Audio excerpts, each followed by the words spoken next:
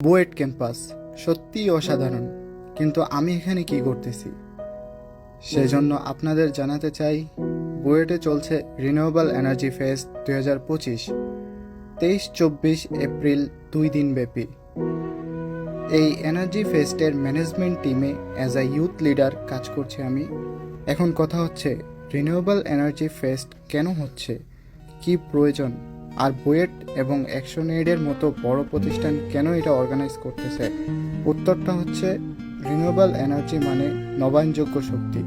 বর্তমান বিশ্বে fossil fuel ব্যবহারের পরিমাণ অনেক বেড়ে গিয়েছে, যার ফলে কার্বন নিঃসরণের পরিমাণও অনেক বেড়ে গিয়েছে। এই জন্য ফসিল ফুয়েলের উপর থেকে নির্ভরতা কমিয়ে নবায়নযোগ্য শক্তির ওপর নির্ভরতা বাড়ানোর প্রয়োজন। এর জন্য নবায়নযোগ্য শক্তির ওপর বিনিয়োগ ও জনসচেতনতা বাড়ানোর প্রয়োজন। ঠিক এই জন্যই বুয়েটে এনার্জি ফেস্ট 2025 আয়োজিত হয়েছে, যেখানে নবায়নযোগ্য শক্তি যেমন সৌরশক্তি, বায়ু শক্তি নিয়ে বিভিন্ন প্রজেক্ট প্রেজেন্ট করা হয়েছে, যেগুলো পরিবেশ বান্ধব এবং সাস্টেইনেবল। যাদের প্রজেক্ট বেস্ট হবে তাদের প্রজেক্টে বিনিয়োগ করা হবে বুয়েট এবং অ্যাকশন এইডের পক্ষ থেকে।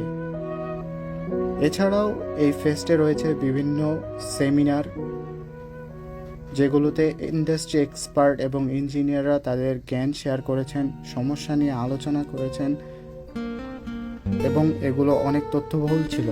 এখানে অ্যাকশন এইডের চেয়ারপারসন এবং আদার চিফ গেস্ট যারা তাদের মতামত শেয়ার করেছেন এই ফেস্টের ব্যাপারে এবং এটা নিয়ে ফিউচারে কিভাবে কন্টিনিউ করা যায় এই নিয়ে। এখানে একটা বিষয় জানা গেছে, এনার্জি ফেস্ট 2025 ফার্স্ট টাইমের জন্য হয়েছে, কিন্তু মজার ব্যাপার হচ্ছে পরবর্তী বছরগুলোতে বুয়েটে এটি আবারও আয়োজন করা হবে। আমি গর্বিত প্রথম এনার্জি ফেস্টে ম্যানেজমেন্ট টিমে থাকতে পেরে। তাছাড়া বুয়েট ক্যাম্পাস সত্যিই অসাধারণ, আমার কাছে অনেক ভালো লেগেছে। আমার একটা ইচ্ছা ছিল একদিন হলেও বুয়েট ক্যাম্পাস এবং তার ফ্যাসিলিটি ঘুরে দেখব। মজার ব্যাপার হচ্ছে আমি 2 দিনের জন্য ঘোরার সুযোগ পেয়ে গেছি।